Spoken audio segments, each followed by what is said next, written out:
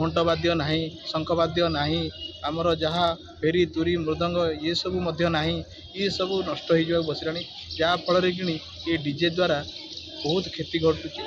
नमस्कार, जय माँ विरजा। मु श्री धनंजय पाणी विरजा ठाकुर सेवायत अटे। देखु आ द्वारा लोकंर पुराणा वाद्ययंत्र संपूर्ण भाव में नष्ट हो बसला। जो मैंने पुराणा वाद्यकार संगीत इत्यादि जहाँ सब होता हो पारनी। बर्तमान समस्या गोटे बड़ धरणर रूप नेला जोटि पिला माने पाठ पढ़ी पारना एमती कि आमर ऑफिस फफिस भल मंद से टाइम से कार्य करी होनी। आउ पिला माने घरे रही जो घरे रही जो पाठ पढ़ती ता पढ़ी पारना।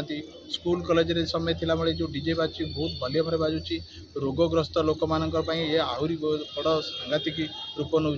तेणुक आम चाहूँ समाज रु डीजे मुक्त हो एवं सी साधारणतः नॉर्मल हिसाब से जमी साधारण स्लो साउंड देकी जमी बजाती आगु बाजुला ता हो पारंपरिक वाद्य यंत्र इत्यादि ये करा जाऊ।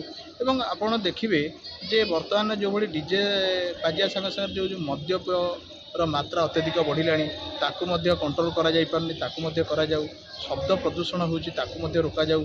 एसत आमर जो भावना जो ठाकुर प्रति जो भावना थी रोना घंटवाद्य ना शंखवाद्य ना आमर जहाँ फेरी तुरी मृदंग ये सब ना ये सब नष्ट हो बसला जहाँफल कि ये डीजे द्वारा बहुत क्षति घटुची। तेणुक केमी समाज डीजे मुक्त कराइले यह समाज प्रति बहुत मंगल हो पार मु आशावादी।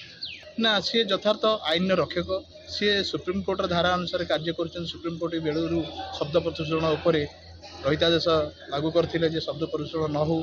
तेणुक ये बर्तमान शब्द प्रदूषण हो कि वायु प्रदूषण हो ये दुटा पर सुप्रीम कोर्ट सदा बेले गुरुत्व दे था। तेणु शब्द प्रदूषण रोकने ये तो हूँ गोटे तल कोर्ट कहले थाना को बुझाए पुलिस तार अखंड क्षमता अच्छी या करवा यथार्थ समाज केमी माने डीजे बहुत वॉल्यूम दे बाजुला बेले लोक थरुचंती किए बेहोश हो पड़ुची ये जिनस को पुलिस जहाँ कर आम स्वागत करूँ। ना बर्तमान जो डीजे बाजी कि माँ को जो नौकरी या भक्ति भावना पर स्वतंत्र भाव में गोटे आघात सृष्टि कर लोक भावना उपर कुठारघात हो बरंग घंट ताल मृदंग आउ तुरी भेरी आउ पारंपरिक बाजा या द्वारा नेले शंख या द्वारा नेले आमर श्रृंखलित हम मन भितर जो भावना अच्छी ता भावनाटा अक्षुण्ण रही समस्ते श्रद्धार सहित ग्रहण करेंगे। माँ आसुचंती माँ को देखी कि प्रभु जाऊँगी देखी लोक मैंने अति आनंदित हेबे। किंतु वर्तमान परिस्थिति आ ना स्वतंत्र भाव में जदि जो डीजे बाजिला से आमर माने मद्यप मानकर बेसी रोबाल बाहरला जोटा कि यहाँ सहनीय नुह समाज में यहाँ गोटे पुण्य। देखु आधुनिक गीत को स्वतंत्र भाव में अलग रखा जाए पारंपरिक गीत को आगे मर्यादा जाऊ भजन कीर्तन आपको सब गुरुत्व दि जाऊ। आजिकल समाज में इमिति गोटे ये व्याधि होगला जो भजन कीर्तन होती लोक देखा भी जाऊना कहीं तेको से पसंद करूना।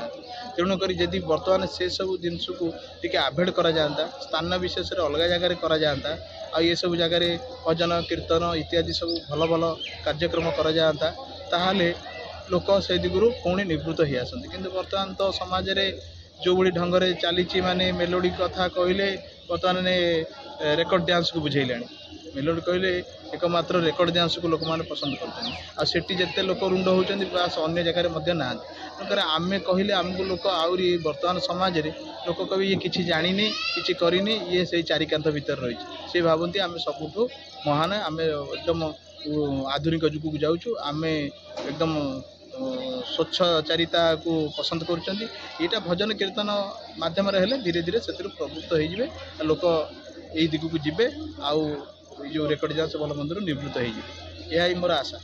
जासपुरवासी को मुझे नवेदन करी जे पारंपरिक जिनस को जमी आम आगु बापा को बापा डाकुले बापा डाकु डाडी न डाकु दादा न डाकु बापा को दादा बा दादी डाकिला द्वारा जमी आम अपसंस्कृति होम परिवेश मम्मी कहले आम पिरामिड की बुझाऊला आम जो हिस्ट्री पढ़ुलु से मम्मी कहले पिरामिड को गोटे मिसर सभ्यतार मम्मी कहले पिरामिड को बुझा जाए गोटे जोटि माने मृत व्यक्ति को रखा जाए ताकू कहुए मम्मी डैडी ये सब शब्द न करा जाए माँ बाबा ये जमी आम मानुंट से रकम माँ बाबा इत्यादि जो भाई भाव में चलुची पारंपरिक हिसाब से जमी चलुची से रकम हिसाब से माँ को भक्ति करंतु पूजा अर्चना करंतु शंखनाद करंतु एवं ବେଗର ଉଦ୍ଗୀରଣ ହଉ ସମସ୍ତଙ୍କୁ ମୁଁ ଏଇ ବାର୍ତ୍ତା ଦେବି ସମସ୍ତେ ଶୃଙ୍ଖଳିତ ମାଆଙ୍କର ସେବା କରନ୍ତୁ ପୂଜା କରନ୍ତୁ ଅର୍ଚ୍ଚନା କରନ୍ତୁ କି ଉଦଣ୍ଡ ନୃତ୍ୟରୁ ନିବୃତ୍ତ ରୁହ।